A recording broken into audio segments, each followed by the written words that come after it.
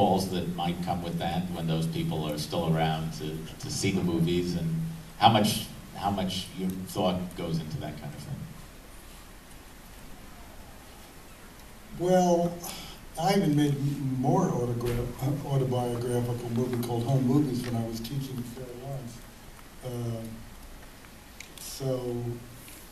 And I don't think either of my parents ever, I don't know if they ever saw it, they never said a thing to me about it. I heard from my parents.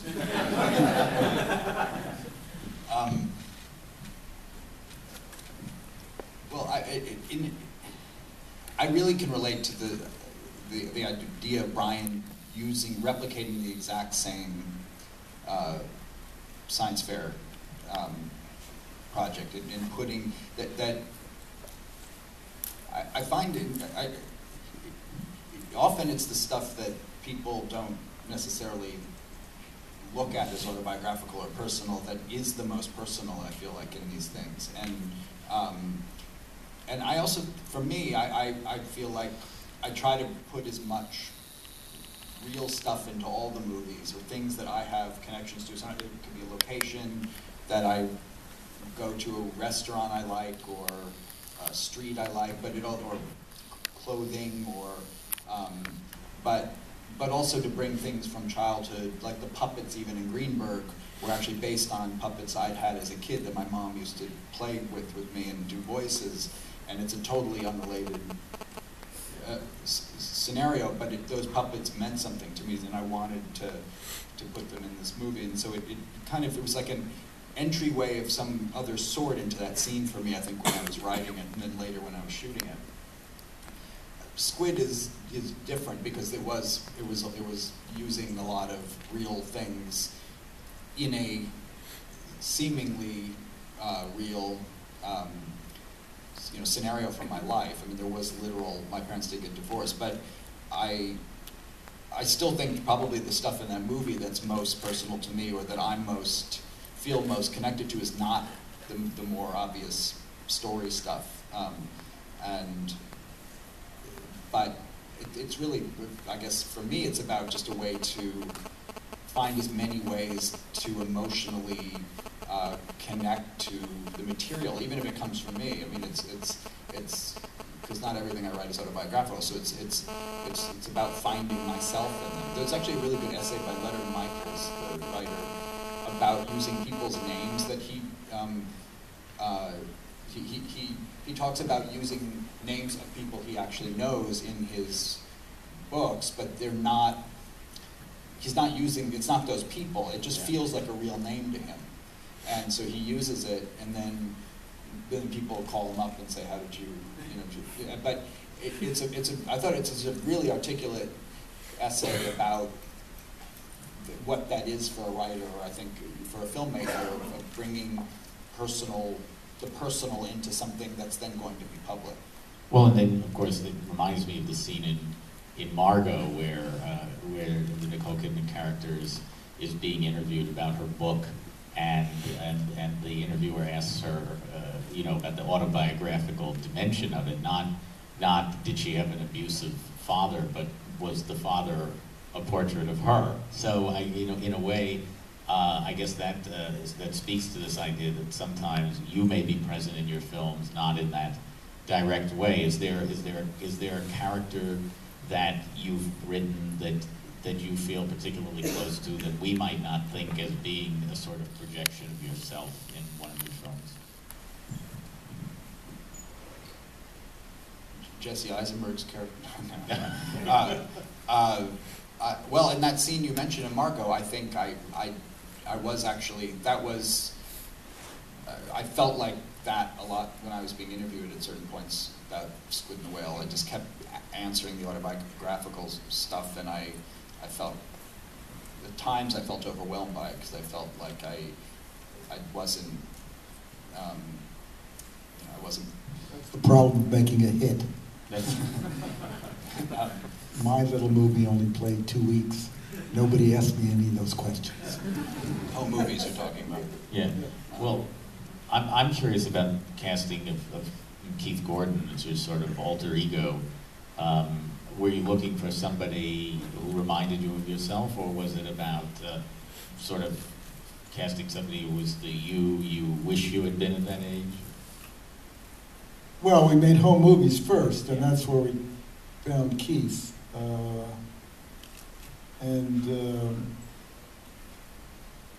Then he was such a good actor that when I was writing Dressed to Kill, I practically wrote the part for him. I mean, you know, and of course he went on to be quite a good director, Keith. It was quite an experience developing him because he was extremely talented. But did he in some way remind you of yourself at that age, or you just Well, I don't think it's that. I don't think you think that way. Yeah. You just, you know, because you're not the best specter on yourself. You know, I think what happens when people make autobiographical films, the problem is they have the least insight into themselves sometimes. And they usually miscast themselves. You know, it's like, why did you use that person? That's nothing like you. You know, and I think you have kind of blind spots about that to some extent. I want to go back to something you were talking about earlier, which is the idea of the use of cities in movies, and talk about whether cities or specific locations, like, of course, the Art Museum, Philadelphia Art Museum, and Dressed to Kill, give you ideas for scenes and sequences, or if you tend to come up with an idea for a scene or a sequence and then go look for somewhere to set it. Well, first it always comes from some personal experience. I mean, you know, most of the things that, you know, people think I dream up usually come from some direct experience I've had. In Dressed to Kill, when I was at Columbia, my roommate and I used to go down to the Museum of Modern Art and try to pick up girls. Big surprise, you know. Do you like that painting? Oh, I like it too. Would you like to have a cup of coffee? So, you know, that's where the sort of pick up at the museum idea came from. Then you find a location. We wanted to, of course, shoot in the Met, and they wouldn't let us in because they didn't think we were artistic.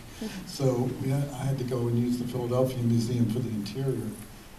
Then you have to, and I've told this to my film students too, you've got to walk the location.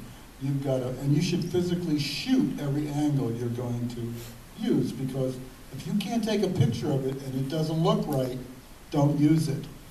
So I, you know, haunt the location, I walk all around it, and then when I finally think that it works for what I want to do, then you can also shoot video too of having, you know, the actors walk in the different places. I mean, this is something you can, if you are hardworking enough, you can test out everything.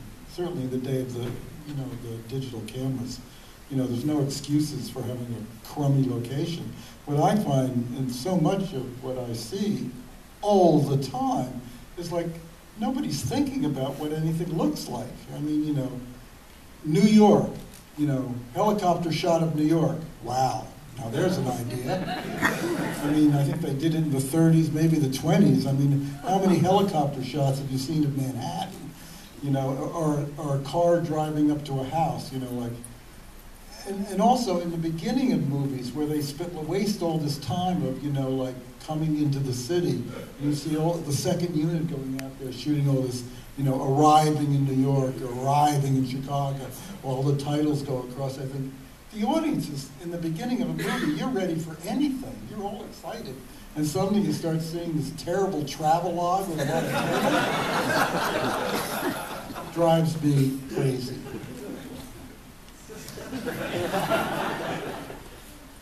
Well, it's true. It's interesting. I mean, when you watch a movie and you can start with anything. And I think, I mean, I guess I talked to Joel and Ethan across the street here about this, but I do think it's something that we've talked about a lot, and I think a lot of filmmakers share, is that there is, how you start the movie is critical, and it's, I mean, even if it's, you know, and how often it feels like there's no reason for however way they're starting, you know.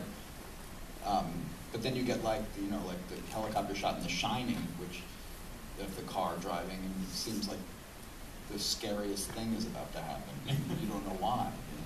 Well, that's Stanley Cooper, please. He's always the exception to the rule.